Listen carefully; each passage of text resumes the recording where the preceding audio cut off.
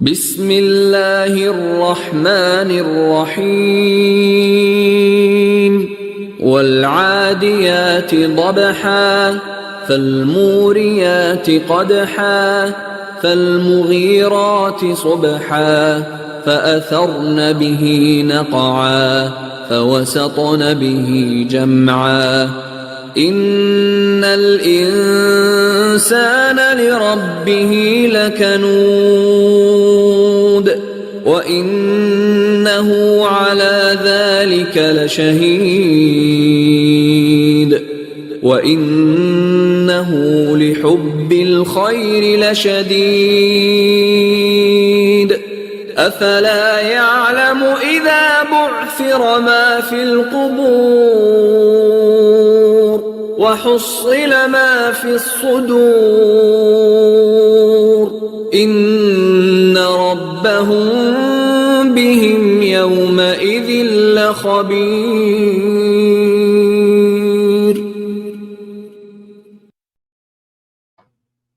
Hey, what's up, everybody? Let me know if you can hear me. Let me know. About right up in there. It's cool. Everything is everything. What up? Everything is everything. I appreciate you, man. You be on deck letting me know. Sharita, get the money bag, baby. Can y'all hear me? Give me a confirmation. Sound is good. Thank you. Appreciate you. What's up? Happy Friday. Juma Mubarak. Shalom Shabbat. This is definitely going to lean a little bit more into that Shalom Shabbat, and especially next week for sure. But what's up, everybody? Click the thumbs up button for me. Get everybody that's going to be in here. Well, I'm at my phone still charging, but let me know. Man, what we dealing with today? What we dealing with? Love in the spectrum of light. Yeah, love in the spectrum of light is the subject matter. All right. So I'm going to give it a minute and let people pack on in here. But everybody click the thumbs button for me. Like button. If you're new to the channel, click the like button. It's free, as they say. Subscribe. Make sure you turn on your notifications for sure. Absolutely turn on your notifications. The best Friday khutbah that's out here in the marketplace. Okay. Khutbah is like the lecture that, the Friday lecture that they give and whatnot. All right. We got Janine, Happy Venus in Libra. Yes. It is. Today I'm glad you said that, because today in the Indian tradition, there's a big Lakshmi, which is the goddess of prosperity ceremony that's going on today, the Lakshmi Puja. It's very funny because if you know what today is, today the sun aligns perfectly with two great celestial things. One is the star Spica, and its energy deals with richness. And I always found that very ironic that in the Indian pantheon, that today is the goddess of prosperity's puja. That's where they do the fire and everything and the money and try to, bring in this wealth. But I also find this timeline very interesting because historically speaking, you get the Million Man March and Atonement. And some years you also get Yom Kippur around this time, which deals with the Day of Atonement. So I am a big fan of purifying self-forgiveness and clearing up that before bringing in, the abundance and the wealth, because then it's a good chance you can be imbalanced and plagued with it. And what good is it if you got these things eating away at it and you really can't enjoy it? So if you can, this is why I always say when we zikr, we do a lot of stuff for Allah, seek forgiveness in Allah, boom, boom, boom, boom. Then we go in on the thing that we're focusing on. Okay. So anyway, love in the spectrum of light. This is going to be a real light conversation today. I think it's going to be relatively short in comparison to those 2 hour, 3 hours conversations. It's not going to be that long, but I think it's going to be very interesting. I think I'm going to start off with, of course, the Bismillah ar-Rahman ar-Rahim. Alhamdulillah Rabbil Alameen. But I want to start off with, when we hear things like love is the force of the universe, I think if we're not clear on what that means, it's a contradicting philosophy at best, because when you look out into the landscape and you say, well, God, how you going to let the little kids get hit in Hurricane Katrina and, all these things happen? It don't look like love is the predominant force in reality. What are you talking about? Bombs is dropping on Gaza. You know what I mean? They talking about making the Gaza beach now. And what? All kind of stuff. It just really ain't adding up to this beautiful, merciful love scenario. Something ain't right here. What's going on? And I think that's a legitimate question. It should be, because if you hear something like that, love is the ruling force and, the purpose of create. All right, you're going to have to put some context to that. You're going to have to prove that. Okay. And so there is absolutely a battle between righteousness and evil. Always been, probably always will be. But it's time to really get into the playbook of the righteous. For real, for real. Like, seriously, y'all. It's time to really get into the playbook of the righteous, and really demonstrate on them demons right now. Playing with words, but really get busy. And so let's talk about love as the permeating force in creation. And this is from me to you. Okay. Science says that the universe is constantly expanding. Something told me to put that slide on here and I didn't, because the Quran says, don't you know that this was all one mass and we exploded, and certainly we are expanding it. So this is known in science as black energy or dark energy, not because it's color, just because it's unseen. It's called dark energy. Okay.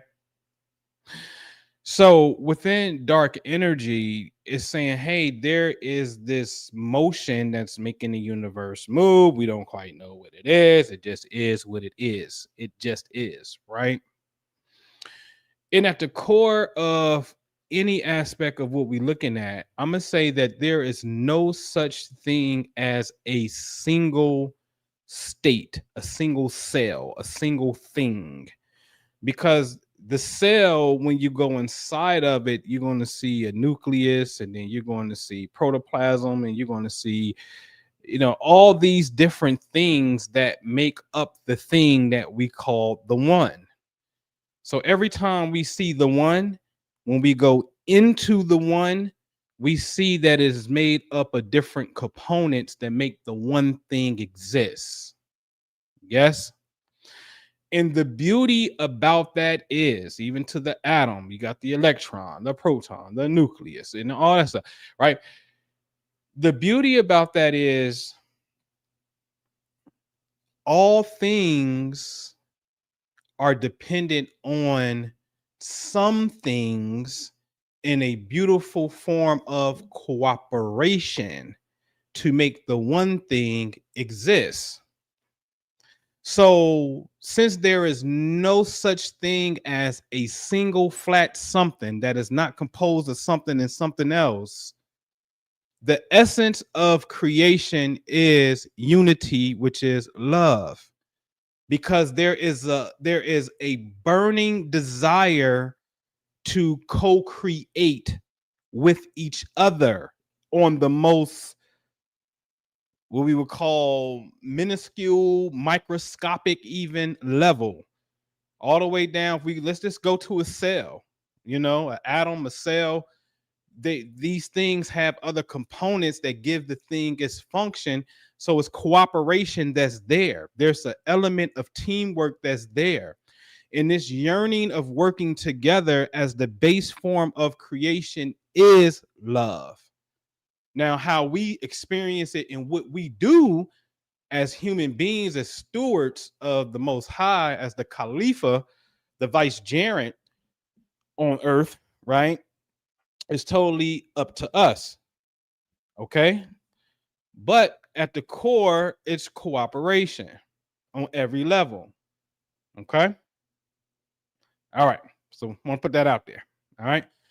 So let's deal with a concept from the Kabbalah. Salute to Yehuda Berg and the Berg family for doing such a magnificent job of putting the Zohar in English for the very first time. So on the Kabbalah of love, they said, you meet your soulmate to bring about systematic change on this planet, inspired by your desire to share your love with the world. You and your soulmate will perform wondrous deeds that will contribute to the transformation of consciousness of humankind. Put simply, when two soulmates find one another, their collective victory of selfishness weakens the forces of the ego on the entire planet. By releasing a little bit of unconditional love into the spiritual atmosphere, you make it that much easier for others to triumph over the ego. In this way, your unconditional love affects and influences everyone else. And I found that to really be a major bar, because I said it before, that in essence, our love that we have for ourselves, the love that we have in relationships, is going to affect other people inadvertently, not on purpose, but it is. So now it becomes imperative that we really be in the best loving relationships possible, not just because it's going to affect somebody else, but just for self. But if we could prove, because this is a very, for lack of a better word, a metaphysical statement, but if we can prove, let's just say it's true, if we can prove a sense of entanglement, that your drama has beget somebody else's drama or misfortune on them, right? That's not cool. It's not cool at all. You know what I'm saying? So we got to be really great stewards of mind, consciousness, intention. Yes, especially intention. That's big. Got to be great stewards of intention in action. Very important. All right. And I also found this to be very paramount, because this is talking about to a group of lovers who you will your love is going to transform the world when y'all come together. Let's just talk about it. Your love is going to transform other people and the world when you come together. And when y'all come together knowingly, collectively, in a community base, your love is going to radiate an energy. And just by us having this one khutbah or several khutbahs in the world, the masjids all over the earth is convening today on Juma. Yes. At sunset on Friday, all across the world, you're going to have the Jewish people come and light the candles, right? There go two positive confirmations or affirmations that's being projected out into the space-time ether that is combating negative cosmic influences. That these negative cosmic influences do penetrate the human being, and the human being registers in his psyche that today I'm starving, I'm about to go rob and murk such and such. I'm about to go do this evil act, because he's under the influence of a negative radiation. Absolutely. Absolutely. Okay. So by us being in the high vibrational state on the opposite end of the spectrum, all of this stuff is alchemy. When we emit positivity, we are negating and slowing down or possibly canceling out altogether the negative energy that is trying to come around you. I noticed that when I'm in the cold red, I see accidents around me more. That's a fact. I know I'm in the cold red, especially on this corner right here at the Catholic Church corner, because I be saying like, man, it's like a spirit on this corner. Because every year I'm going to see at least 5 accidents. And what about the times I'm not here? Like, I see 5 accidents, but I happen to see them when I'm in my code red. And I be wondering, when that ray hit, is it trying to get me? And it, like, it's kind of like throwing a football and it's an incomplete pass. You missed the person. You just missed. You shot and you missed, but you hit this person. You know what I'm saying? I'd be very interesting to see. I would love to go look at their information so I can really do the science on the accident and see what's happening. Are we all in the same vicinity? But it always happens when, I'm right here. You know what I mean? I'm not in the mix and whatnot. But I make it a point to make sure that my truck has spiritual amulets on it for protection. I make it a point to do things like that at all times. It ain't no get it ready. No. It's stay ready in the whip. I'm not playing with that. I stay ready, meaning I got a certain medallion. I got one right there as well. I got a certain Mars medallion that's there. I even roll with St. Christopher, who is the patron to travel. I roll with St. Michael, the angelic one that's going to come and whoop the evil force behind. And I roll with St. Mary to give me that feminine aspect of love and that nurturing and that good stuff that Mary got. I roll with that. Absolutely. But do you know, in my code red, I had a dream, like Martin Luther King. I had a dream a couple weeks back that somebody was lurking by my truck in my dream. And that was the dream world, spirit world, telling me that somebody was going to go in my truck. I must have left my truck unlocked one morning, and I came in, and when I put my bag in the back, my air compressor was gone. And that's the first. I'm like, I've been wrestling myself. Get that air compressor off your leather seats and put it on the floor. And I did. So when I saw it went in there, I said, oh shit, somebody been in my truck. And so then I go to the front of the truck, my three crosses that deal with St. Christopher, Michael, and Mary, gone. Totally took it and left my Mars medallion. And my Mars medallion was up. Like somebody touched it, you know what I'm saying? Because I don't roll with it up, you know what I mean? And I'm just looking at this. And I'm looking at God, force, and I can do nothing but laugh. And they absolutely got me for my Louis Vuitton shades. Oh, I ain't gonna lie, but I was a little salty about that. Damn it, left my Louis in here. So they got me on that. You know what I'm saying? But code red represents that. It represents the burglar. But to me, it's not about getting got, because that air compressor, one thing I'm good at is symbol. I'm symbol literate. I'm very symbol literate. Air compressor, the compression of air has always been spirit airlines. Spirit is air. Unless we blew breath into man, that's spirit. So you touching the God symbols. Okay, it's the spirit of God. It's a communication that's coming through. That's it. You know what I'm saying? So maybe you ain't give enough or whoop, but these shades in this, but we got to get that. All right. Because the truth of the matter is, my zakat game, my charity game, I haven't been on it as usually like I normally would be. And I can admit that. I know that. All right. So I may up the prayers, but in my charity, I haven't been doing that. So it's cool. So anyway, moving on. All right. So let's look into this science real quick. Let me blow this up. The creation and separation of soulmates. The divine formation. In the celestial realm, God forms the soul pairs and proclaims their union before they ever come into this world. A single soul separated, a soul is created whole, but it is then divided into 2 parts, male and female half, for each to enter a different body on earth. For this reason, each is considered a split body while separate. Kabbalistic tradition explains that the deep desire to find one's other half stems from this initial separation. People often feel a sense of emptiness until they reunite with their soulmate. So the heavenly proclamation is only God knows which specific male and female souls are originally paired and destined to reunite. A familiar union. When the time for marriage arrives, God rejoins the 2 halves of the soul, the Zohar states, and he announces the daughter of so-and-so to so-and-so. A new union is a return. The text explains that this union is nothing new under the sun.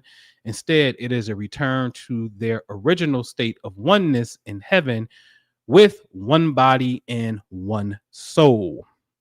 The earthly reunion. The Zohar teaches that a person's good deeds and spiritual growth can help them merit finding their soulmate in this world. I'll say that again.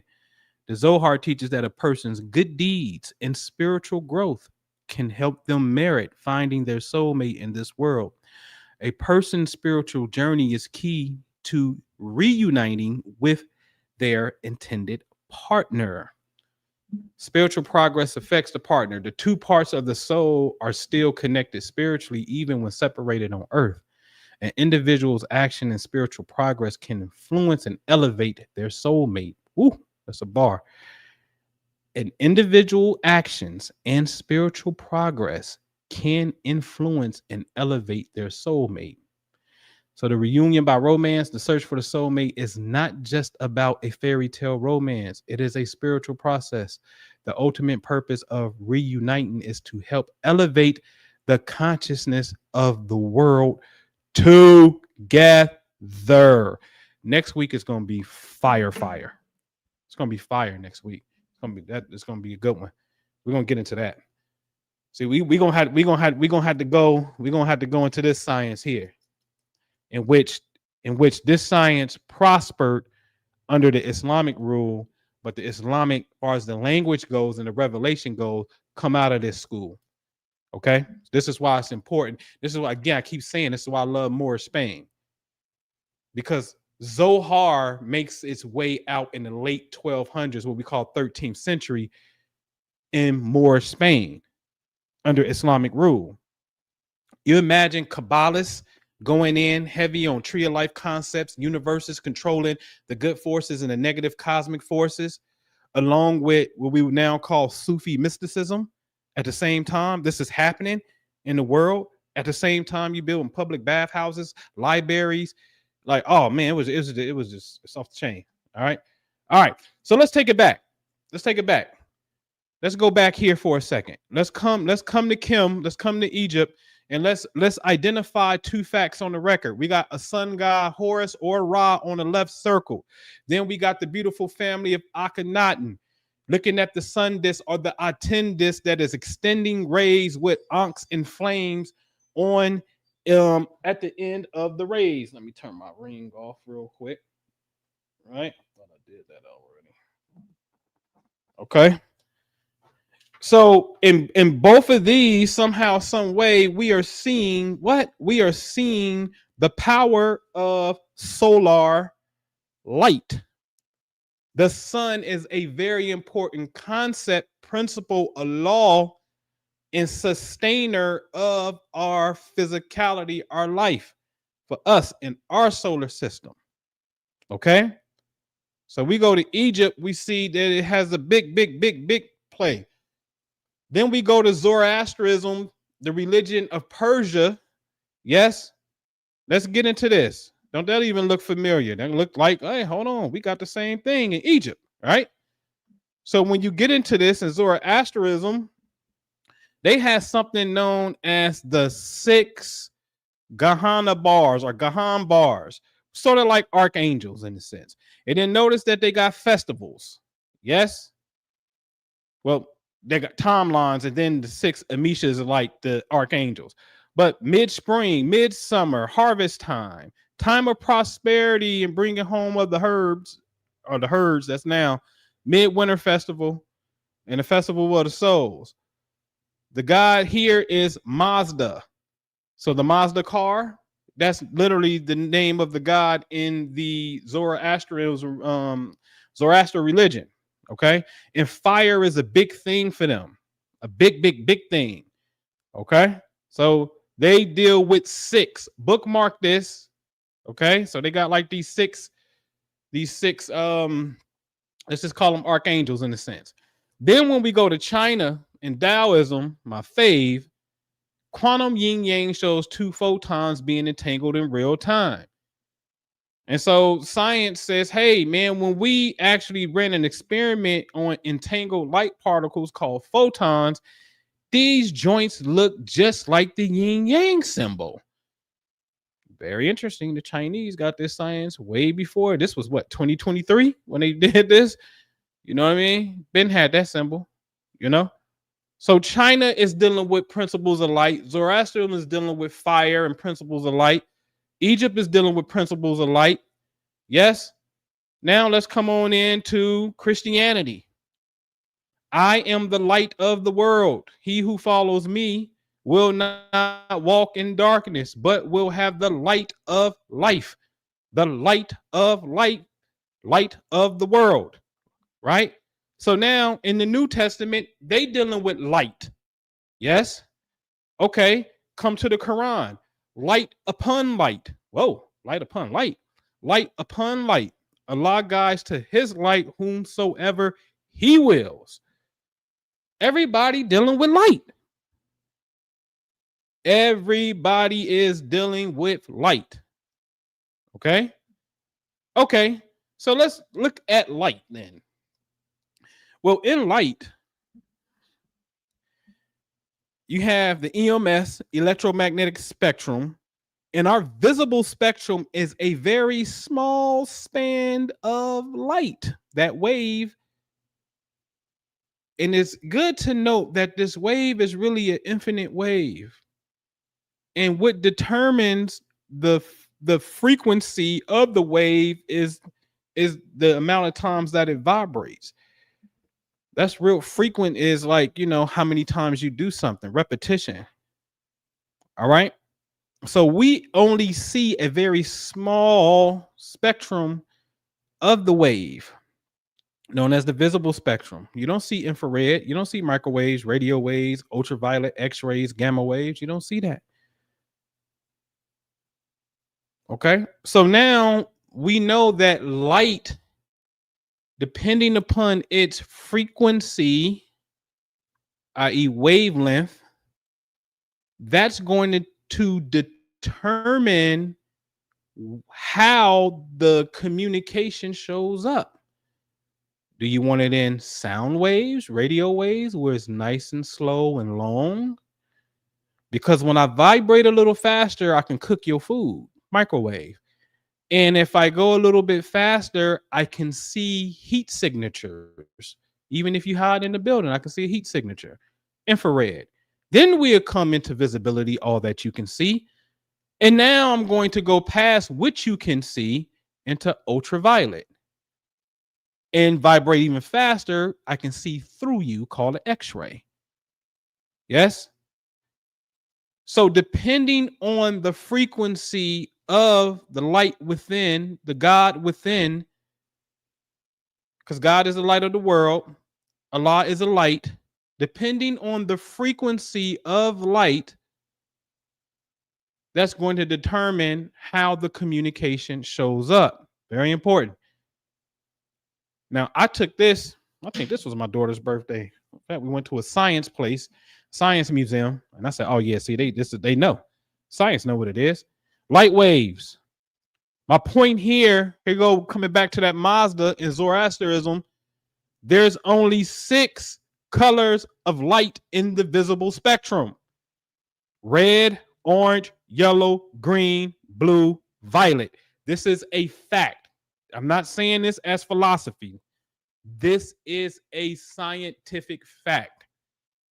Okay? 6. So what happened? Sir Isaac Newton included indigo as the 6th color in the rainbow spectrum, placing it between blue and violet to achieve a mystical total of 7 colors that mirrored musical notes on a scale.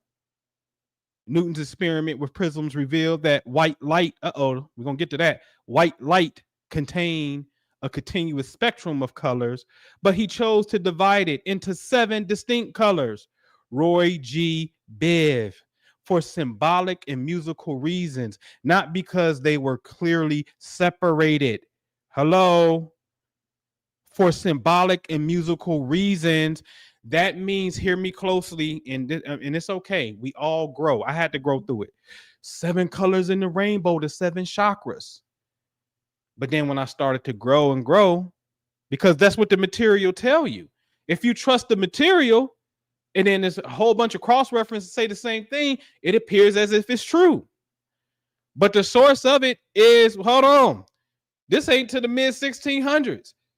So 7 and indigo wasn't even in there. What's going on here? And what do true science say about colors? Let's get into it, because this is dealing with light. So let's come to a color wheel and understand that in the middle we have 3 primary colors: red, yellow, and blue. This is the holy trinity of light. Oh, I'm going to prove it. This is the holy trinity of light. When red decides to have sex with yellow, they have a baby called orange, which is a secondary, the byproduct of a child of 2 primaries. And then yellow gonna step out on red and have sex with blue, and they're gonna create green, which is a secondary color. And then red's gonna get mad at yellow for stepping out with blue, and red said, I'm gonna sleep with blue too. And then they're gonna create purple or violet, which is a secondary color. So now the 3 intermingled with each other and created 6. Yes? Yes?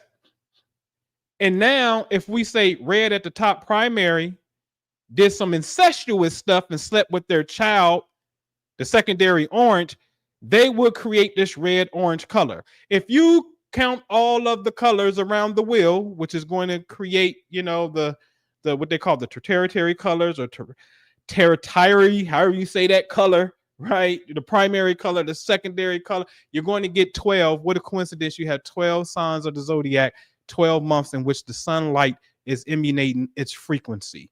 And 3 is symbolic for the 3 modalities called cardinal, fixed, mutable, because all 12 signs of the zodiac will fall either in the cardinal sign, the start of season, like Aries, Cancer, Libra, Capricorn, the middle of the season fixed, Aquarius, Leo, Scorpio, and Taurus. Yes, in 3, 6, 9, 12, dealing with Gemini, Virgo, Sagittarius, and Pisces, the end of the season. So the 3 primary colors really represent the modalities in which the sun goes through every month. It looks like the sun is moving in front of these zodiac signs every month. Is switching up the phase in which a season is, and sometimes going into a new season, which is the beginning. You with me? Okay. This is science. But in Taoism, it's called the 3 pure ones. The 3 pure ones in the Tao is the 3 primary colors of light. The 3 which really manifested itself as the Migos, the rap group. But I don't want you to think I'm crazy. With Takeoff being the pure one on the other side. But anyway, this is the real Migos right here. Okay? The 3 primary colors of light in Tao. We know this. Okay? So now, so you can see it again, so you can really understand this, your primary colors are red, blue, and yellow. Your secondary colors is going to be green, orange, and violet. Okay, it's a real reason behind this 6-pointed star. Okay, because those colors, primary and secondary, yes, make up 6, which is what? 6 days of creation, ladies and gentlemen. Yes, it's 6 days of creation. Okay, so I never forget, before I get into that, I never forget the great, I can get into that, the great Rabbi Ahmed said, you got tricked. Number 7 put you in a trick bag. Never forget that. Number 7 puts you in a trick bag. 6 was also expounded upon. And he says 6 was the first perfect number. Mathematically, a perfect number is when you take its divisors 1, 2, and 3 and add them up, it equals that. 6 became the first perfect number, right? And so, wow, we get into different dimensions of math. They put you in the trick bag with 7. Not that 7 is bad, but you think 6 carries more of a karmic energy, and it ain't as lucky 7. 7 is lucky 7. But 6 is the foundation in which things is built upon, carbon and things of that nature, the basis of life and stuff. Yes. Anyway, moving on. All right. Let's go to the Greek. I really like Greek philosophy because I love the fact that they actually put the gods as personalities because you can understand the story better. But anyway, in Greek, here are some concepts of love. This is very important, man. It's very important. You got mania, like a maniac. Yes, obsessive, possessive love. You got agape, which is divine, selfless love, more like a universal love. Eros is that passionate, intense love. Philia, like Philadelphia, is that deep friendship, hence the city of brotherly love. Deep friendship, but affectionate. Storge, natural love, affection. This is more like a family member. Luda, playful. Flirt, fling. It's a play love. Luda's fun. That's very fun. Pragma, enduring, committed love over time. Yes. And what's that last one? Philia, self-love. So that's like maybe 8, 1, 2, 3, 4, 5, 6, 7, 8 different concepts of love. And hear me closely when I say this. Just like that light is one love, one ray, but it shows up differently. And by the way, you're going to have 2 homework assignments. So stick with me. Okay. You're going to have 2 homework assignments. But just like that light manifests in different forms of color, right? That's really love. The Greeks know it. And I'm going to show you Islam know it too. The Greeks know it. And I think what happens is in the English language, we think love is just love. And we don't have no different versions of love, but that's kind of like agreed upon in a sense. But we all experience different versions of love, but we want to hold ourselves to the idea of an unagreed upon, because we didn't have a conversation about what love is and what it means. You know what I'm saying? 9 times out of 10 we didn't, but we want to hold ourselves to this unsaid version of love that we didn't even verbalize to one another what it was. It's the most insane thing. I know I've done that, so I'm speaking for self. Okay. All right. So let's come over to the Arabia. Let's come up to it. Hubb is love. Seed. In the Quran, it just simply means love. Wudd, W-D-D, which we get the name Wadūd from. This is enduring love, everlasting affection. The Quran says the most loving. When the Quran says most loving, it is Wadūd. Now you get another concept called Mawaddah, but if you look at that word, you see W-A-D-D, which is the same root word as Wadūd. But here they say this is a mutual love, harmony, and companionship. But at the core, it's still Wadūd. Then you have Raḥmah, which means mercy.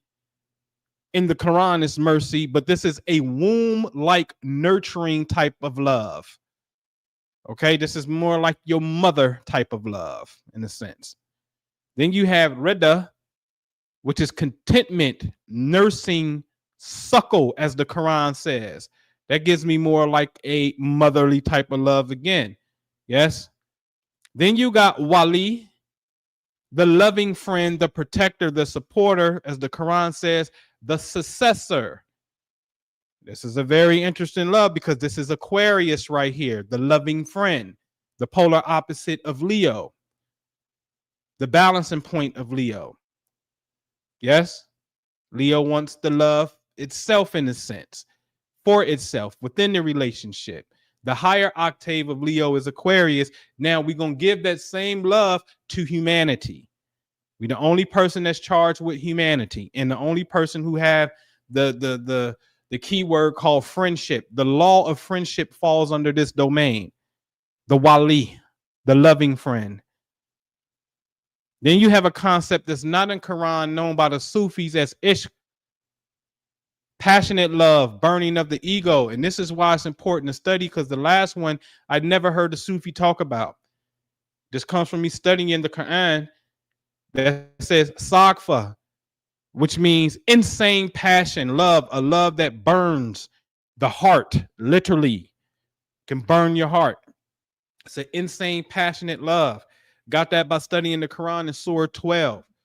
Talks about the governor's wife is trying to trap Joseph in what's the word they use?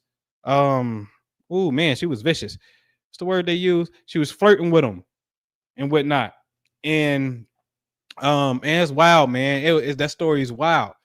She flirting with him, and the Quran reads that Joseph is, hey, she fine, but she married. And so she's trying to it's the word is entice, but it's another word though.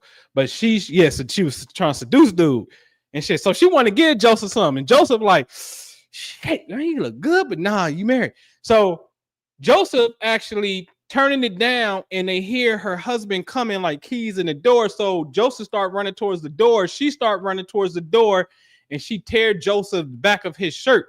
And then when her husband come in, she gonna sit up there and try to flip it on Joseph, like, yo, he was trying to get me, and whatnot. He trying to have sex with me. What you gonna do with him? You gonna punish him? Do something with him?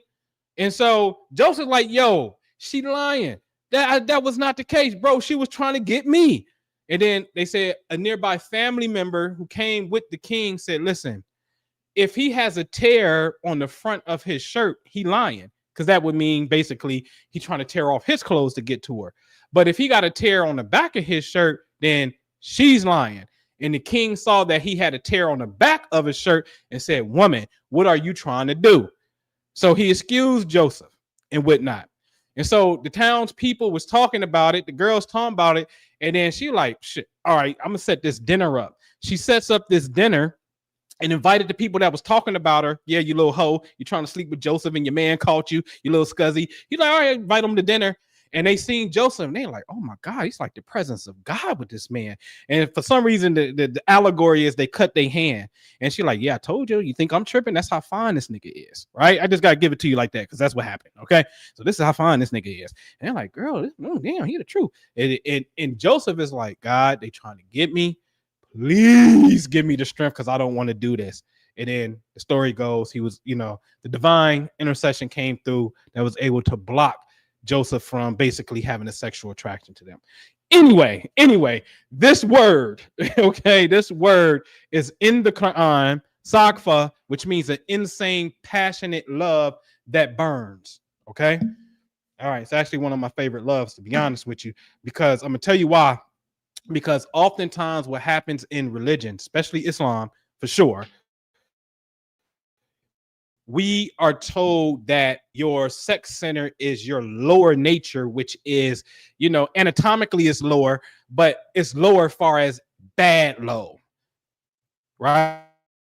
And that's, to me, that's a very dangerous, slippery slope, because you will start to associate your natural God-given energy as being bad. Even how they teach Adam and Eve and being naked and all that. And now, all of that is symbolic for something else. But on the surface, we start attributing these stories to being bad. You know what I'm saying? Ultimately, bad biological functions within self. Okay.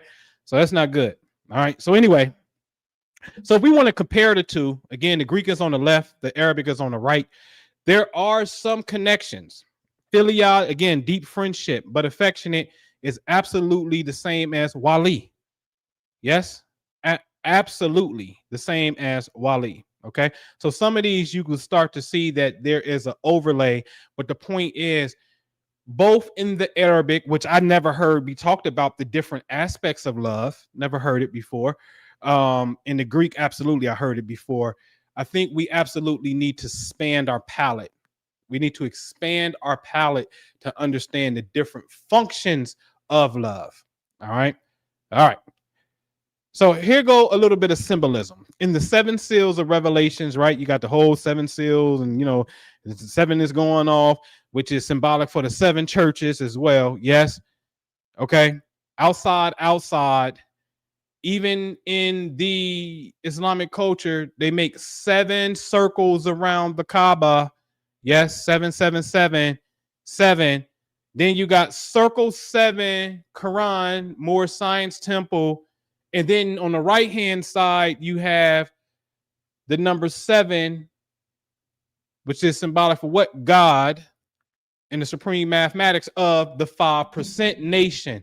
7, 7, 7, 7, 7, 7. There's a lot of 7s. But again, as the Rabbi Ahmed once told me, 7 is what got you in the trick bag. Now, when you come to India, they're going to tell you that forget all that outside stuff. The 7 is inside of you under an abstract representation called chakras, meaning wheels of light. Okay? Yes, we all seen this. 1 at the bottom, all the way on up to the top 7. Yes? Now notice I have a line that separates the waist down. That's important. Okay? That's important. Because when you look at man and woman, how ironic that the chakras itself line with the endocrine system, yes, which the endocrine glands sit in the middle of the body, just like the chakra system. Yes? You ever thought about it? How can it be the heart chakra in the middle when the heart ain't even in the middle? Yes? Furthermore, if anything is having a relationship with the body, having a relationship with a gland or an organ, then it's having a relationship with a specific bodily system. If you are having a relationship with my lungs, yes, like I got a witchamajigger. Where's it at? I must have left it in the other room. So I'm starting to smoke a lung cleanser that got mullein in it and mint in it and thyme in it. No tobacco, no witchamajigger, no nicotine, because I didn't develop this damn hookah. You know what I mean? I didn't got addicted to hookah. So now I'm smoking this to cleanse my lungs out, but I still want the taste of smoke and muscle memory of smoking. You know what I mean? So it can still, calm my mind on that one side and do the medical effect that it need to do here. So if you're dealing with the lungs, you're dealing with the respiratory system, period. If you're dealing with the heart, you're dealing with the cardiovascular system, period. Bones, skeletal system, period. So the chakras, absolutely. And I wish I had the book, but I tell you what my guru from India taught me, Hari Nanda, who was initiated by Yukeshwar, the same person who initiated Yogananda, and Yogananda also initiated him in Kriya Yoga as well. He said the chakras are your endocrine system. This is in Kriya Yoga. All right. The chakras are your endocrine system. The chakras is something that you give children because there's colors. We like to color the abstract mind.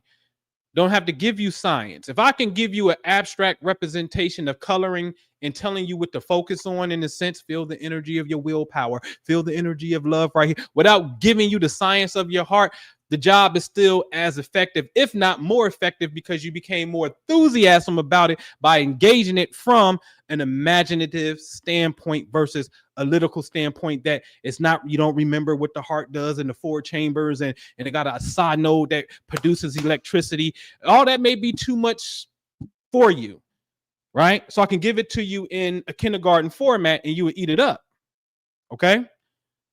But I like science.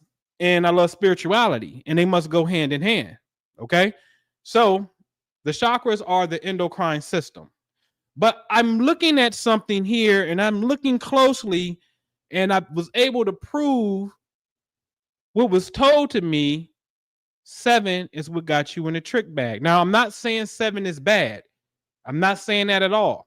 All I'm saying is, once again, it was miscommunication, parroting information. Because I see something when I look at this, that a man and a woman, we know, anatomically speaking, are not the same. We're not the same. So why would we possibly have the same 7 chakras? Riddle me that, if we're not the same anatomically. So let's look at this, because this is what I noticed. I noticed for the woman, she does not have an endocrine gland below the panty line. The man does, above his boxer line or underwear line. His testicles is below the waistline, whereas the ovaries is at the waistline. Yes? So if we are keeping the traditional number of chakras on the traditional scale, the man has number 1, but no 2. The woman don't have 1, but she starts at 2, and then they both share 3. Yes, adrenals, pancreas region. 4 is the thymus gland. It is not the heart, it is the thymus gland. The thymus gland is responsible for your immune system up to a certain age. All of its programming, if memory serves me correct, goes up into the age of puberty. And then once you hit puberty, that's finished. Okay, bam, lock it in. All of the coding is, we got everything that we need. It's the thymus gland that's in the middle. It's not the heart. Then the thyroid gland, yes, one of the butterfly palaces, as I call it, because the way it looked. Then we go up into the pituitary gland, which is a servant of the hypothalamus gland. Okay? Servant. All right. So we are not the same. And then technically, this means we have what? 6 apiece. I said, that's interesting, because you got 6 as a woman. I have 6 as a man.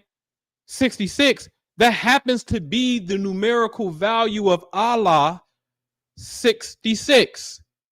Man was created on the 6th day. That's, everything was created within 6 periods, rather. Man is actually, earth is created on the 2nd period. The Bible got that wrong. They said 3rd. It's the 2nd. When we deal with mathematics of a 13.8 billion year Big Bang and how old the earth is. Okay, Quran nailed that. But everything is created on the 6th period, right? So this is the purpose. So Allah is 6 and 6. Your 6, baby, and my 6 is gonna make up. That's symbolic for 66. We ain't gotta add and do numerology. Your 6 and my 6. That's what this is about. I'll prove it, and I'll prove it both in the Hebrew and the Arabic. Let's come over to the heart. Look at the word heart. Heart is what they will call qalb with a Q. Yes. So hold on. If that's the case,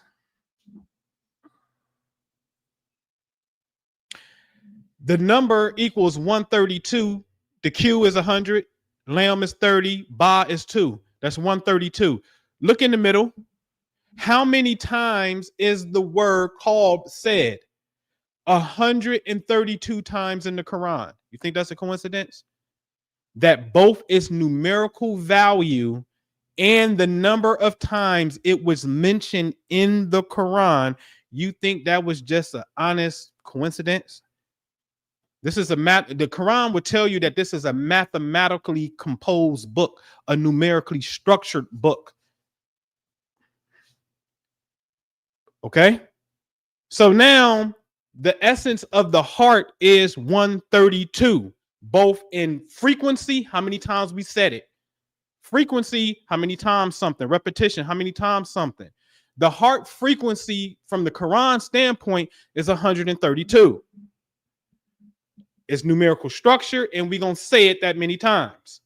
Yes? Okay. So you know what that means in simple math?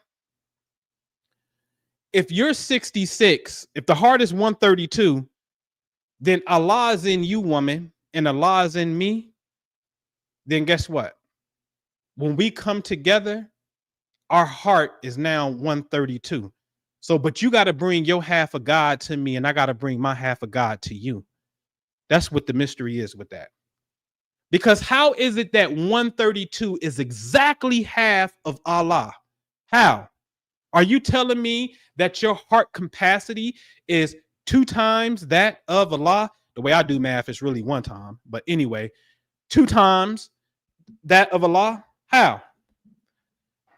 How is your heart 2 times bigger than God in a sense? Because it's talking about you and I coming together. Hence, we breathe my spirit into you. Okay, the God in you and the God in me. Oh, that makes up the total capacity of this heart. That's what that's talking about. Okay. Let me show you in the Hebrew. And I wrote this about 2 years ago. So I'm thinking it may not even be in the Patreon no more. So that's why you got to be in my Sunday class, because I emailed it to them. Just happened to go through some old stuff. Like, man, let me email y'all this. The word love is ahava, A-H-B-H. The B can be a V as in Victor. All right. Ahava. Ahava equals 13. 13, my love, 13, her love equals 26. Because that word in the middle that looks like a man is the numerical value. 26 is the numerical value of Yahweh, or who you call Jehovah. So God, when our love combines in the Hebrew, it equals Jehovah, which is in the middle of us. Now, I thought I had a slide, and I ain't got to lie about it. If I pull up Adam is 45 and Eve is 19. Subtract 19 from 45, you're going to get 26, which is the same value of Yahweh again. So I'm telling you that's there. Even though you don't see it, I'm telling you that's what it is.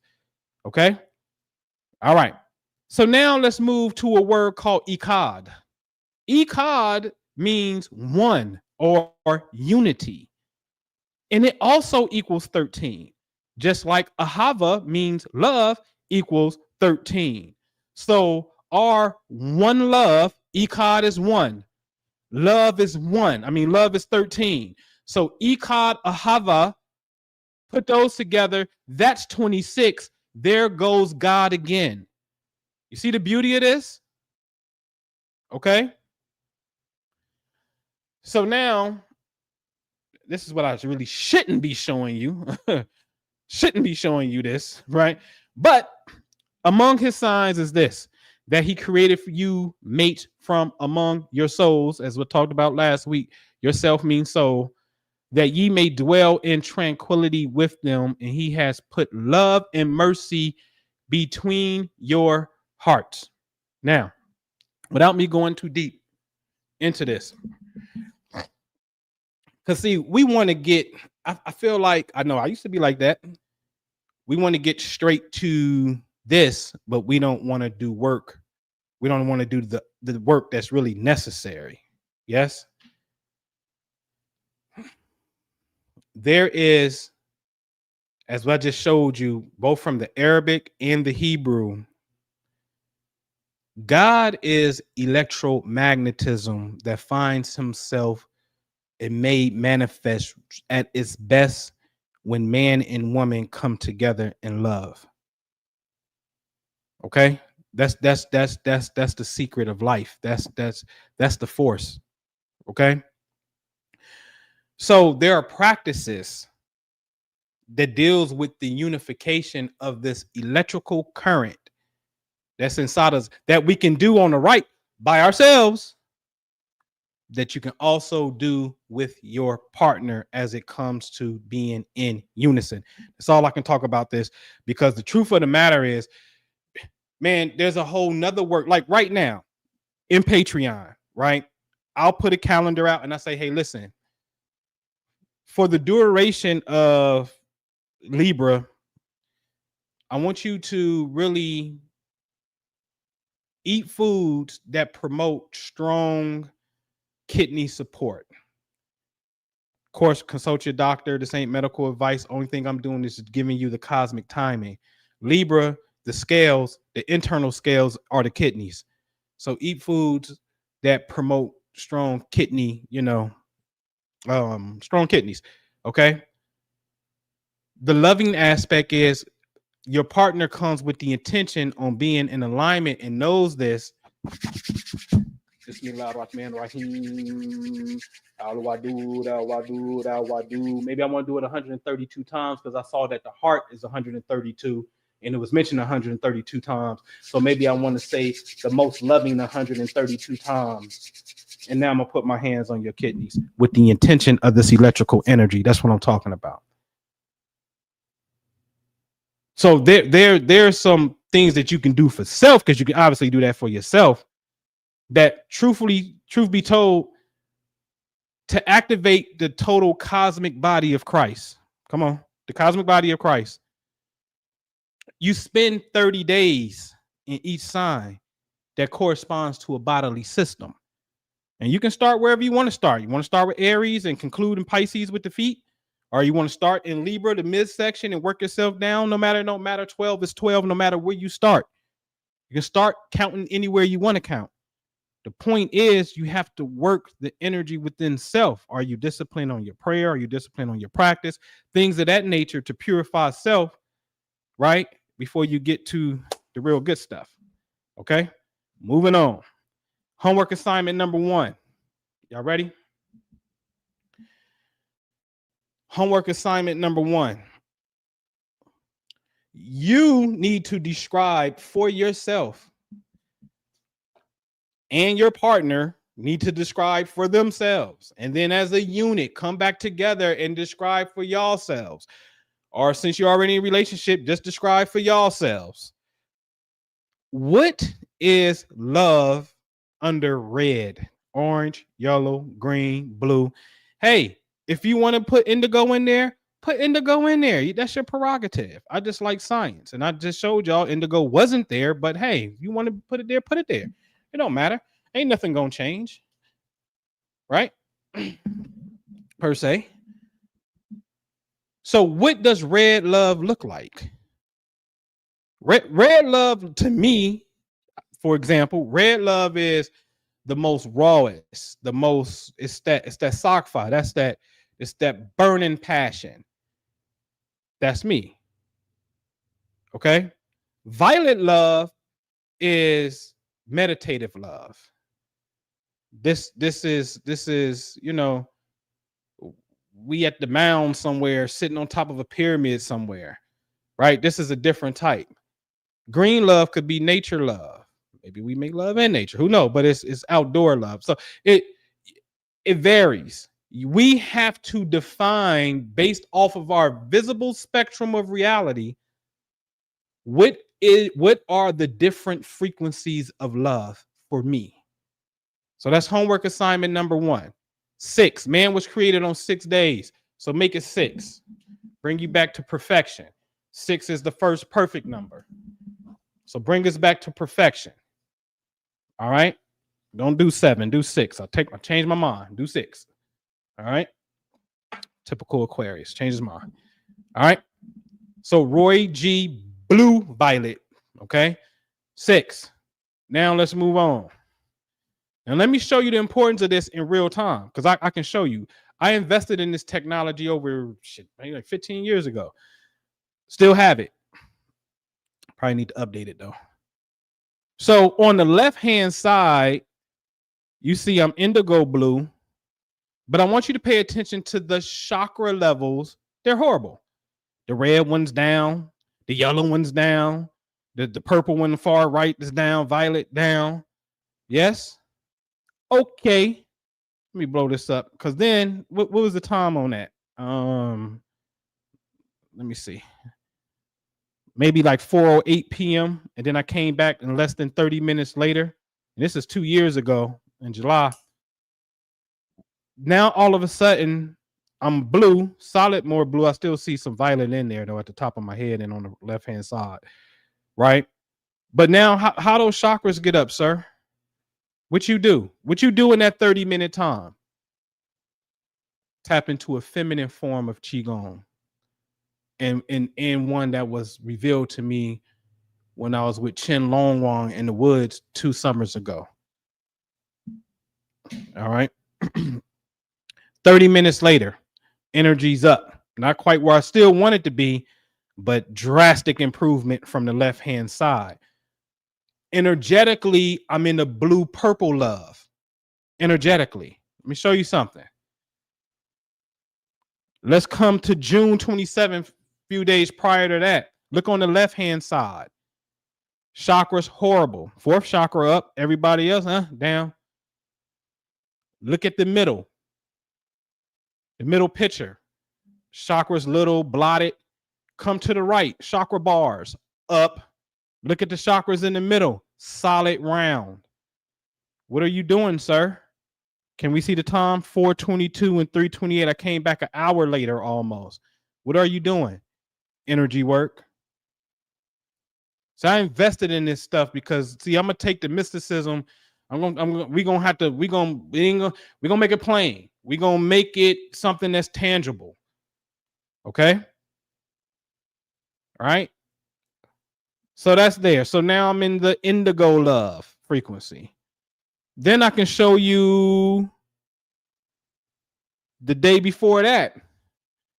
I was in green. On the left, that's horrible. That's imbalance on the left. Purple at the top, high frequency in your head. Boy, you up in the heavens. This is energy, y'all. This is light. This is us. This is around us, and we can't see it unless you're real sensitive. Yes, but the top is on vibrating high. Yes, the left side of the picture, not so much so. I'm gold. Nothing wrong with gold, but as far as frequency goes from purple to gold, that's a big difference. And this actually ain't purple, that's lavender. So I'm actually going beyond, violet. But come back, do the work. Looks the time difference, about 48 minutes different. Look at the energy. Green, yellow, consistent. So I done showed you violet. I done showed you green, yellow. I done showed you indigo. Yes. How about this one? June 1st. This year, 2025. June 1st this year. Post on the Patreon. White, lavender, spiritual, enlightened, energy sensitive, transcendent. I got to get them to change that website. Nope, don't work. Phone number? Nope. Google Voice. All right. But white light. I'm showing you that the frequency of the creator, as we know, we just saw, light has frequencies. Yes, we oscillate a heartbeat. That's a frequency. So our energy absolutely changes depending on what we're doing. It's always a color at any given time. Tomorrow it can be this. Okay? So we need to kind of get in tune with that. All right? All right. So what's interesting about white light? Because white is when red, blue, and yellow, the 3 primaries, the Holy Trinity comes together and creates white light. Now, here it is in the scripture. Matthew 17, 1-8. After 6 days, Jesus took Peter, James, and John, 3. Peter, James, and John are really symbolic for red, blue, and yellow, up a high mountain. He was transfigured before them, his face shining like the sun, and his clothes becoming white as the light.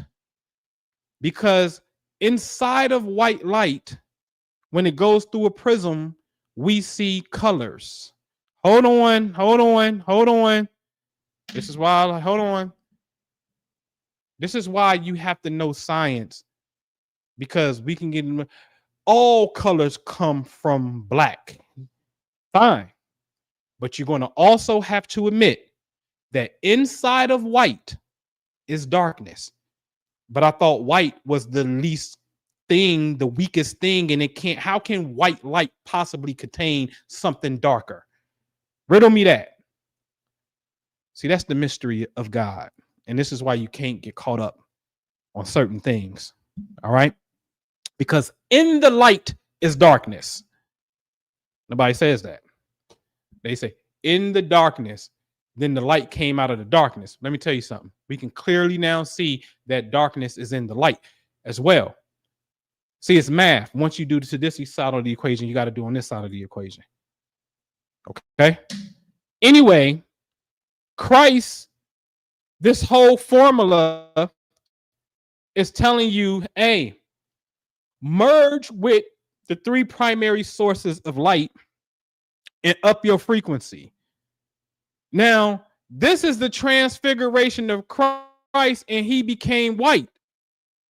All I'm saying is, I ain't talking out my ass here. I know how to do certain things to get my energy field up into the Christ light of whiteness.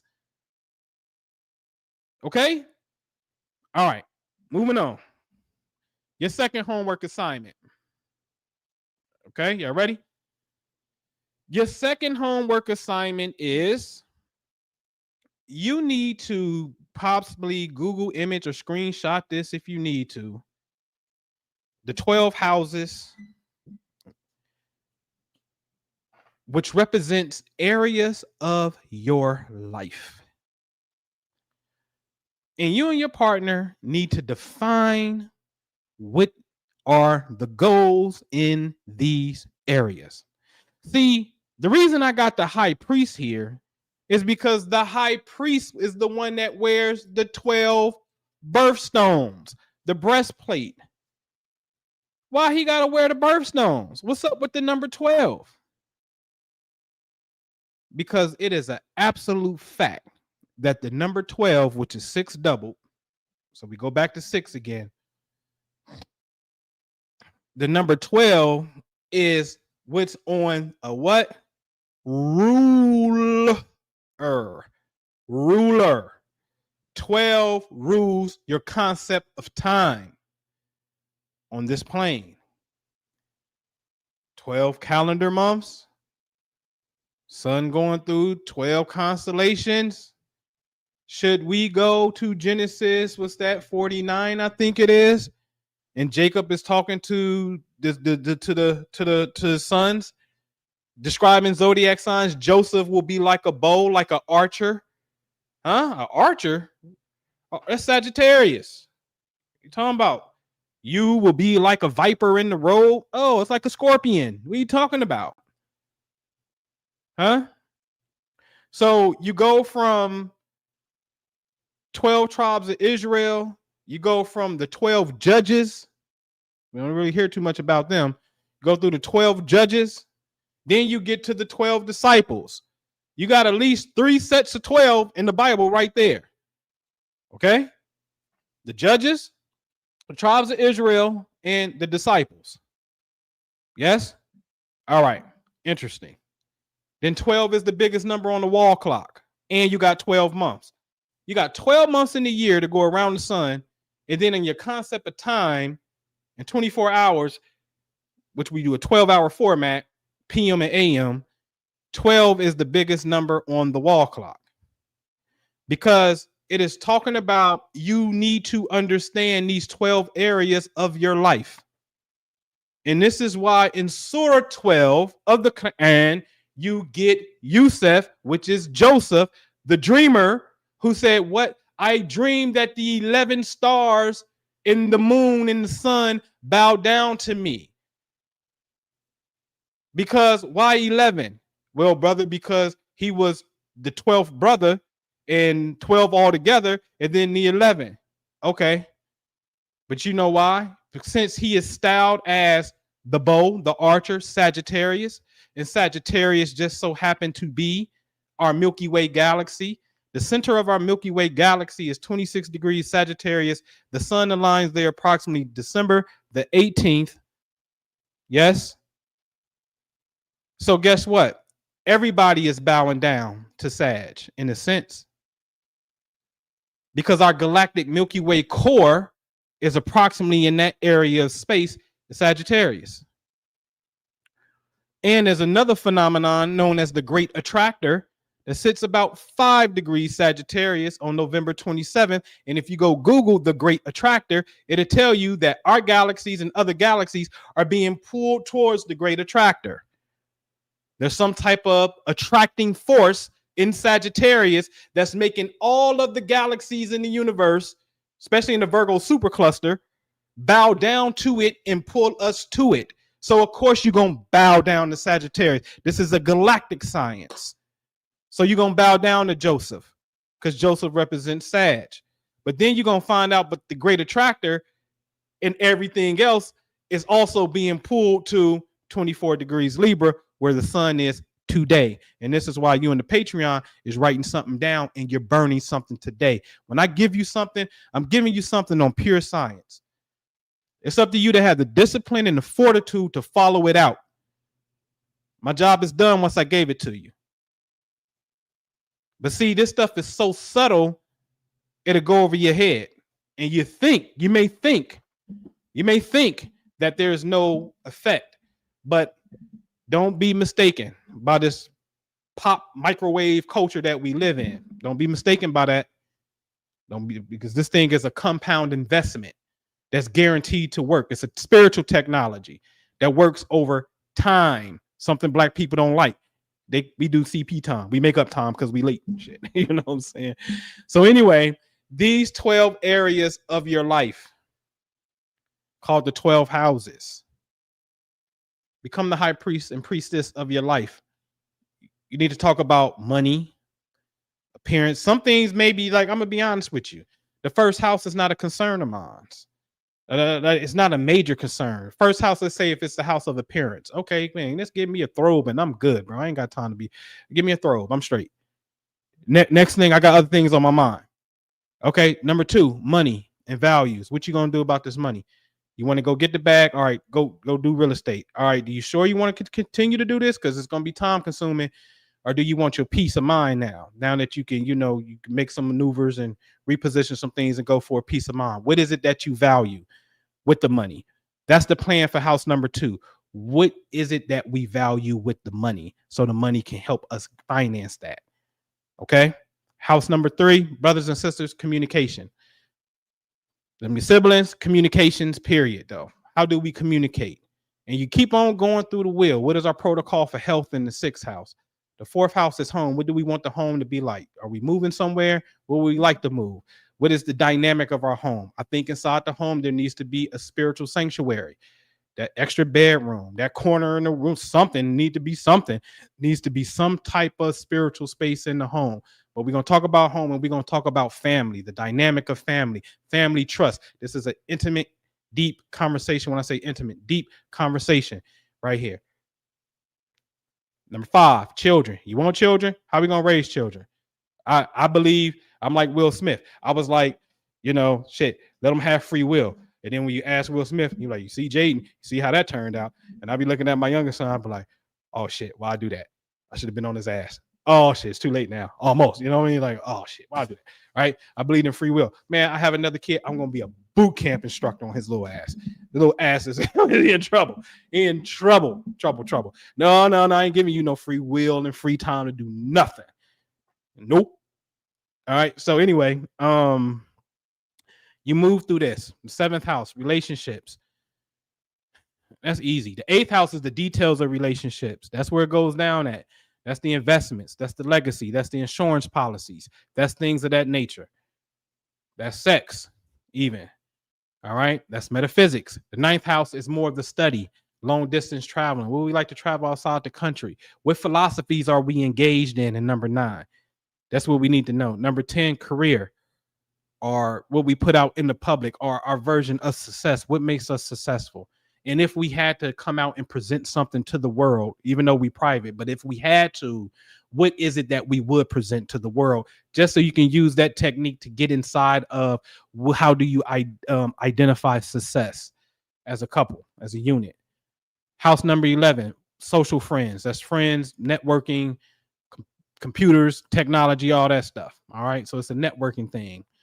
right? Number 12, spirituality, escapism. Very similar to number 9, but they're not the same.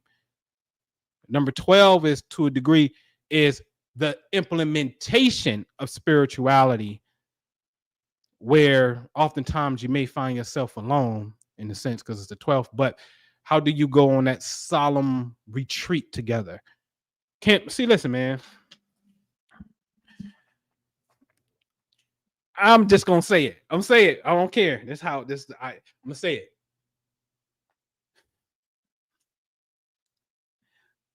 I ain't going on no silent retreat without my girl, without my woman. Because see how I truly view my woman, and I'm gonna show next week. I'm gonna show you the Zohar game. Man, the woman is a twin representative of God, and so is man. We just seen that in both systems of Hebrew and Arabic, dealing with the connection of man and woman symbolizes the coming together in the wholeness of God. So if I got to go on a silent retreat without you, it's because we ain't clicking. I should be able to go on a silent retreat with you. You understand what I'm saying? Because I understand that the electromagnetism that is existing between us, that's fueling me, and that's God right there. That electromagnetic attracting force is God. I can't stress that enough. They're not going to tell you that.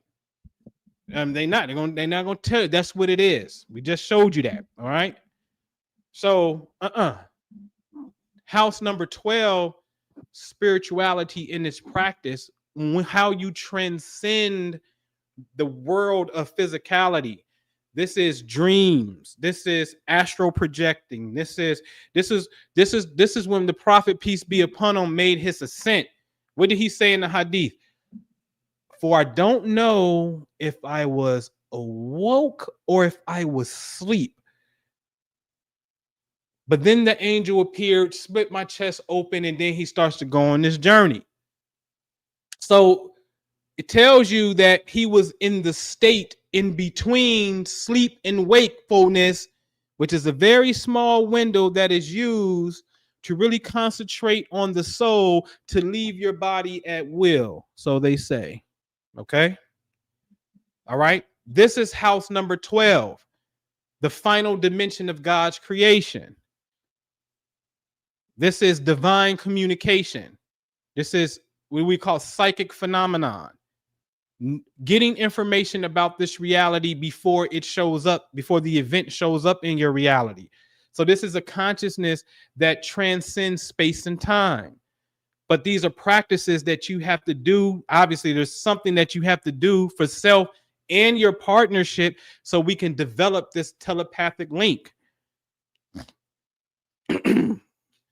So if the grid go down, why can't I feel your energy? Why didn't I know you was going through something? How don't I feel you? So I give you something else because I ain't gonna say I don't care. I give it to you because I care, actually. Years ago in 2013, I had an idea to create. I didn't think I was gonna be long, man. It's almost 2:00. I had an idea to create a his and her magnet.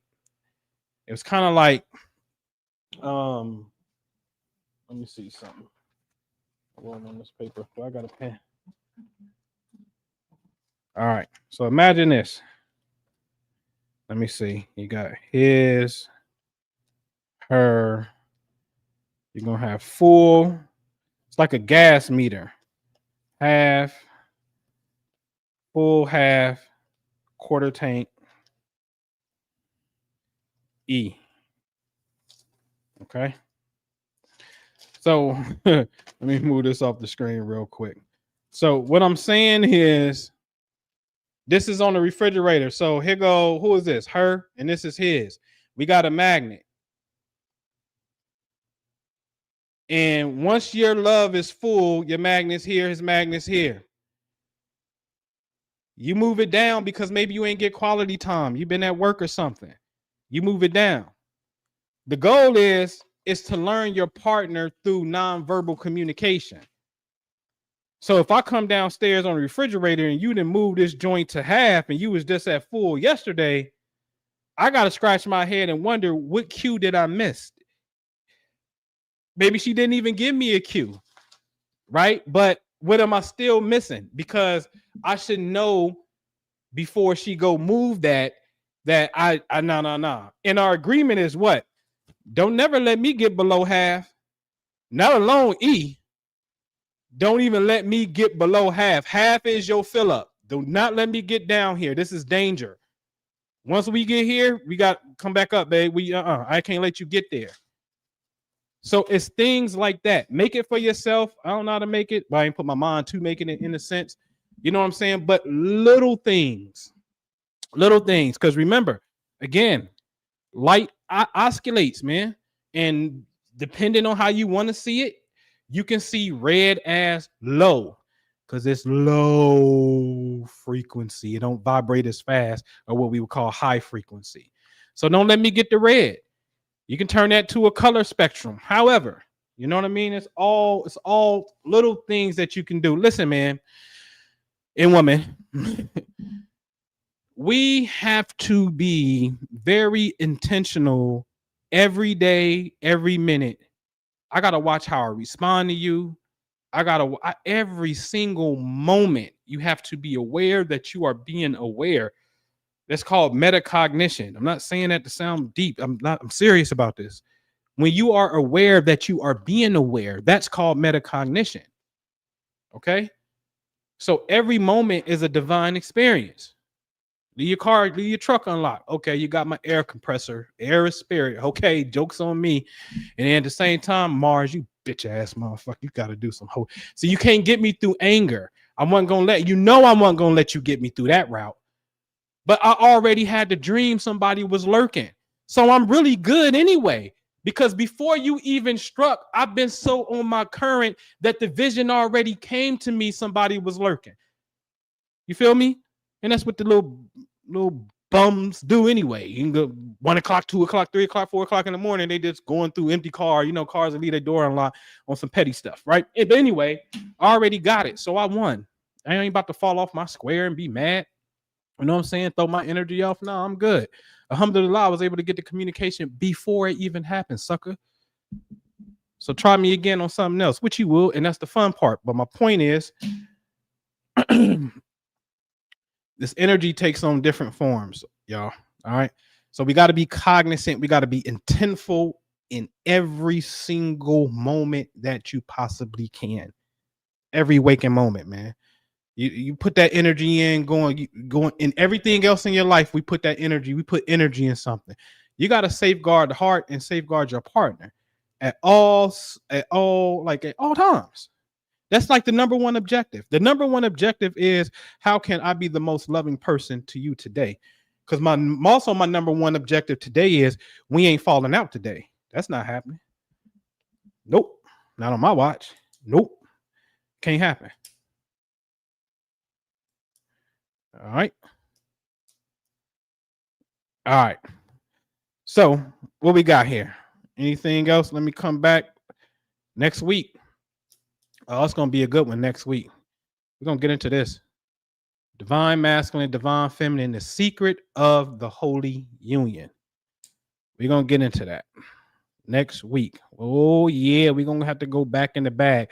I'm going to give you a little preview. Dig this. Look at this prayer in Hebrew. My God, the soul which you bestowed in me is pure. This happens every morning. Upon awakening, this is a Jewish prayer. Yes. Yes. Elohai. That means my God. Neshama. Neshama is, and we read Hebrew from right to left, Neshama is soul. Shanat. What's that? SNTT. Right? B. Torah. Like Torah almost. But Torah. Hia or he. Look at this. In pink. In pink, They're telling you that this word is pure. Not pure, but is. Okay. You want to know who is? You know who is? The soul that they talking about is pure. I'm going to show you who is. Is to the right is who? She is pure. She is pure. She is pure. Next week it's going down. She is pure. See, I'm telling you, I'm in more Spain.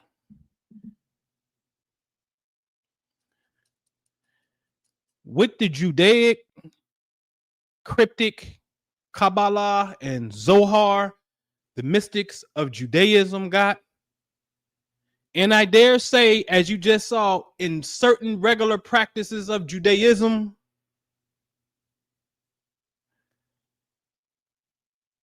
the woman has a beautiful role, and the perception of her absolutely is the manifestation of God.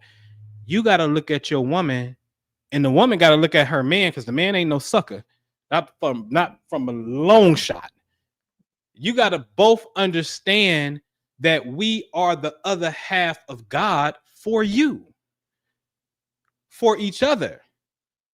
So I'm the light that's emanating. I'm like the sun emanating a certain light. My job is to emanate. Your job is to receive, along with some other things, which I'm going to get into next week. There's a divine interplay of principles of light. They're talking about light and how it translates into consciousness, which means ideas and actions. That's in this school. All right. That for some reason, we really just didn't get in our Islamic school. I got to be honest about that until now, because we're going to fix that over here. We're going to fix it. What do you mean we're going to fix it? How are you going to fix it, sir? We're going to fix it. We're already fixing it. It's called this. It's called the golden heart. We're fixing it. We're fixing it. Do you know that the planet Venus is back home, and there's something that you should be doing right now for the duration of 24 days that you should be doing? Because you're going to have to wait a whole nother year to really tap into its other equivalent counterpart as it deals with love. Let me give it to you. The timeline: Leo season, roundabout, and Libra season, roundabout. And I'll throw you another one in there: Aquarian season and Pisces season. You can balance that out. But you got to go through certain intervals of space. We have to know. I can't stress this enough. Listen, I got the 23 volume set from 2013. Yes. Literally the Zohar, the first ever unabridged English translation of the Zohar. In book one, and rest in peace, Rav Berg, rest in peace, his beautiful wife, Karen Berg. They made a hell of a sacrifice, man. I'm talking about they were so locked in that when they had kids, they sure that their children were going to be a part of the mission. Michael and Yehuda Berg. And they would spend 2 years in Israel and then 2 years in the States, and keep on going back and forth every 2 years, because they wanted both Hebrew and English to be their primary language. Rob said they lost a lot of friends. The kids lost a lot of friends. So then the family became a tighter unit and became friends. And they've done a wonderful work. And these are the founders of what's known as the Kabbalah Center. And this is how Madonna and the popular celebrities got introduced to Kabbalah, is through the Kabbalah Center. All right. And that was a husband and wife team that then had 2 sons that, put that together. And that was their divine mission. You know what I mean? And I just find it kind of eerie, because when I knew I was getting a Zohar and I placed the order, in that same timeline, the Rav Berg had transitioned and got up out of here. And I said, oh boy. And if you know anything about this book, which I'm looking for some stuff now in here, he talks a lot about the age of Aquarius. Was the precise timeline in which this opportunity can come. So according to the Zohar, the final victory over all the forces of chaos will occur during the age of Aquarius. Purple highlight. Where is it at? Purple highlight. Yes. According to the Zohar, we're going to triumph over the forces of evil, the chaotic forces in the age of Aquarius. Okay. You want to talk about, man, he got some jewels in here. Just in the introduction itself about fake Jews corrupting power, things of that nature, but also understanding this. Here's one of my favorites. We know that the Earth's atmosphere is continually bombarded by cosmic rays and cascades of energy coming down from outer space, destroying and creating a rhythmic choreography of cosmic energy. What I am trying to say is that once a lapse in the body defenses occurs, this allows cells to reproduce into a life-threatening tumor. The victim is then subject to an attack of negativity from the cosmos, no less than the Earth's atmosphere. It is from these times of vulnerability that illnesses originates. The same factor determines why one patient lives and another with the same diagnosis and treatment dies. It is also determines why one person contracts a disease and another one does not. Unchecked, our lives are destined for failure, misfortune, and chaos. Okay? So big on the heavenly science. But I must tell you this. I'm not going to tell you what to do, but I have it. And I'm going to tell you the 23 volume set ain't even getting into the science. The 23 volume set is just simply rabbi conversations about what does this mean and this mean when the passage of the Bible said this. Is really, in my opinion, just this is my opinion. Okay. It's not the juice. Okay. I'll let you be the judge if you think you want to go ahead and grab that, but I'm telling you, that's not the juice. The juice is absolutely learning the cosmic science to the best of your ability and knowing when to shield yourself, knowing when to participate in just things and building up that collective resonance. That's the most important part, which is a real easy thing to do in a sense. This is why, again, in the Patreon, I say, listen, get the self-activation workbook. That is your personal chart that shows you how to do your own chart. You should know these things. Where's Venus? Where's Mars? Where's the moon? What's here? Where's the node? Where's these things? Do you know that the node is something that's used in Kabbalistic astrology? The North Node is known as the point where your soul is here to learn a lesson. It's your soul's mission. They call this tikkun in Hebrew, which means correction. What are you here to correct, sir, ma'am? The tikkun, known as the dragon's head. All right. North Node. That's very, very, very, very important to know. Okay. Things like that.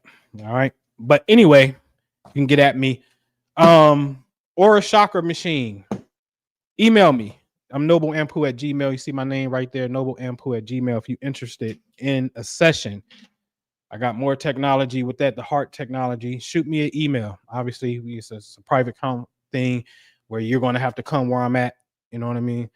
But we can talk about it for sure. We can make something happen if that's something you're interested in. I'm more interested, obvious, in showing you before and after, where you can see an increase in your own energetic energy field.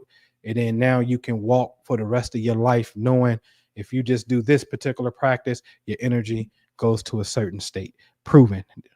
Ain't no theory. It's proven. Okay. And I can go to my old computer and show you years of before and afters of me doing this stuff. All right. But if you're interested in that, shoot me an email. nobleampu@gmail. All right. Anybody got anything? Any questions? Let me check the chat. Hey, everything. Hey, man, leave my hookah alone, man. Me and hookah had a great relationship while it lasted. You know, I'm on something else now. I'm on to this pen, this herbal diffuser pen, this lung cleanser. You know, so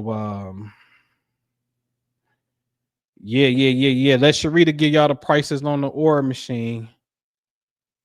Yep. Sharita she gonna hook y'all up nicely. Sharita, my business manager. So, she just did it, and man, make sure y'all get in the Patreon because she just did a free every third Thursday of the month. There's free business coaching, man, and using AI to your advantage. Even if you get the astro charts from me on a monthly basis, which by the way, I think there's an opening in the Money Moon one. I think for sure the Money Moon one, the other tier never. That's somebody forget that they switch credit cards. That's how that when you would get a spot in that one because usually people stay on that one. But the Money Moon one, that's open. There's a slot that is available on the astro reports that I send out every single month for you. I just don't want to spend all of my days doing astro reports for clients. I got better things, other things. I ain't gonna say better, just other things I want to do than that. You know what I mean? So I keep it limited to what my caseload is on a monthly basis for right now and whatnot. So there is a slot that's open. So you may want to check that out on the Patreon, on the Money Moon membership, where every month you get a report, I highlight key things, I email you the notes, and I put a bubble box in there and type in comments as well. But the main thing with that one is to get you acclimated every single month with a precise window of time when that moon is moving through a sector of space. What the Quran say? In the heavens is your provision. Okay. And everything promised to you. Every time the moon moves through your money house, I want you to build a connection with that space every single month. Build on it. It's a certain practice that you do every single month, and just let the energy build up and you shall collect. All right. So I can go play some testimonials from people. I think I showed one 2 weeks ago. His wife got a raise. I don't think his wife even in the Patreon. But again, that's why I be saying your energy affects other people. So his wife ended up getting a raise. You know what I'm saying? So get on the practice. Check it out. All right. Where we at? Oh, boom. 8+ hours of video content in the past 2. All things business chat. So you check out the business chat. It's every third Thursday. AI, astrology, and intuition is what they're on right now. And it is boom every third Thursday. Okay. All right, man. I'm out of here, and I will see y'all next week. Next week is going to be fire. Divine masculine, divine feminine, the secrets of the holy union. All right. I will. Oh, somebody got a question. No, it's not 2 different Patreons. It's just different tiers in the Patreon. And so every level of the Patreon, you get access to see everything that's being posted. So I don't post something strictly for every now and then. If you get the Money Moon, what happened is you're getting a report emailed to you that people in the general Patreon, they didn't sign up for that. So they just want the Patreon experience. They don't get an astro report. Then you got people who get an astro report. And so if you get the astro report, that's emailed to you. So you still see everything in the Patreon. Now, say, for example, if you in that $75 a month tier, then I want to do just a reminder to you guys like, hey, y'all make sure y'all doing this, right? Then I can select it where nobody else sees it and then only y'all gonna see it. But if I do that, it's more like a reminder in a sense. But for the most part, everybody sees the same stuff. But what you receive in your email is totally different because I have to email you a personal monthly report that deals with that. Okay. That's how that works. What's up, Tanisha? Miss Obama? What's happening?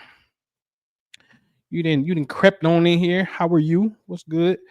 All right, cool. So, all right, man. I get with y'all. I guess we may leave with Kather a little. Let me set an outro video real fast. One of my favorites, just a quick video that deals with prosperity And all right, man, we out. بسم الله الرحمن الرحيم إنا أعطيناك الكوثر فصل لربك وانحر إن شانئك هو الأبتر